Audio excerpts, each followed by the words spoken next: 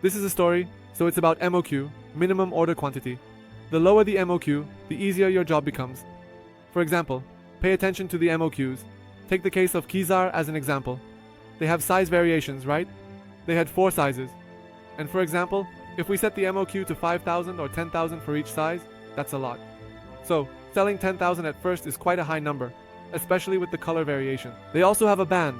The specifications are like this: one strange variety of your defense. These are our criteria for evaluating suppliers. We want to assess them using a few methods. It's crucial to mention techniques to stay informed. First, check their website. Some Chinese companies use platforms like Made in China or Alibaba, which aren't always reliable. A company with an independent website is favorable, indicating they operate independently. Firstly, check their website. Some Chinese companies don't rely on their websites, as many have sites on Made in China, Alibaba, or other platforms. A company with an independent website is favorable. It shows independence. Find top management names on LinkedIn, Google, etc. Verify their identity. Check Google reviews for feedback. This shows independent. You should be able to find the names of their top management on sites like LinkedIn or Google. Search around and see if this person is really the one introducing themselves in this company. How does it look? Or even when you search for their name on Google, you'll see Google reviews on the right side, where someone who has worked with them before has left a review. It could be good or bad, and you can read those comments. You can also check the comments from your current customers.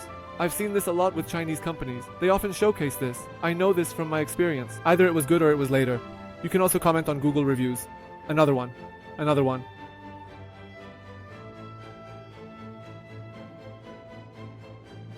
Your current customers? I often tell you this, the Chinese have seen this a lot, and I know the volos that I show. What's the situation in the Hubad market right now? Are there any well-known people working here? For example, Mr. Mobaraki and Mr. Eskandari are quite famous and respected. So, what do they do to gain your trust at trade shows? Do they come and talk to you? Yes, the guys know Mr. Nauman Shah. He comes to the exhibition and talks with them, saying, "Yes, we work with Iran." For example, he says, "I went to one of the booths, and before I talked to Hassan about the exhibition," he says, "I went there, and I asked him who the big traders in Iran are."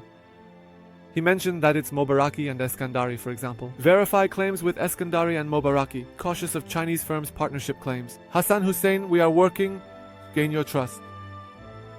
You didn't mention these things. If they say they work with you, ask how much work they've done.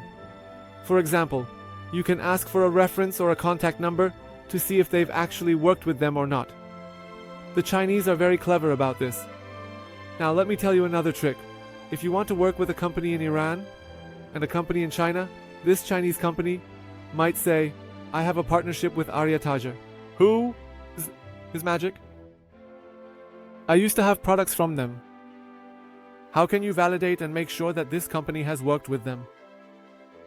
If you call, they will definitely be on guard. Sorry, it's just us. Someone should call. Say, "I want to buy from the same company you're buying from. I want to twist it. No, this company is useless. They totally ripped us off. It's a story. Is this more right?" It's also a coincidence that the player's scapulas happen. For example, in the game, when the shooter does something worse than coincidence, what can be done now? We have 2 jobs. Should we take care of the housework at all? Well, let's change the number from another number, okay? I want to say, if it was, but you can do this, we were validating a paper company in India, and they said they were working with a company in Iran. Call them, they said, "No, we don't work with them at all." I called and said, "We want to contact this Iranian company." I said, "We want to buy silica from you." The Indian guy wants silica. They didn't even want silica. I asked if the company is reliable and pays bills. They said no issues. No, they are small but honest. No problems so far. I'm relieved. I called them and said, "Sir, we want to contact this company in Iran." I called them and said, "Sir, we want to contact this company in India. Friends have misled him. They have requested to buy silica from us. That means that Indian wants to buy silica from me." He didn't even want silica.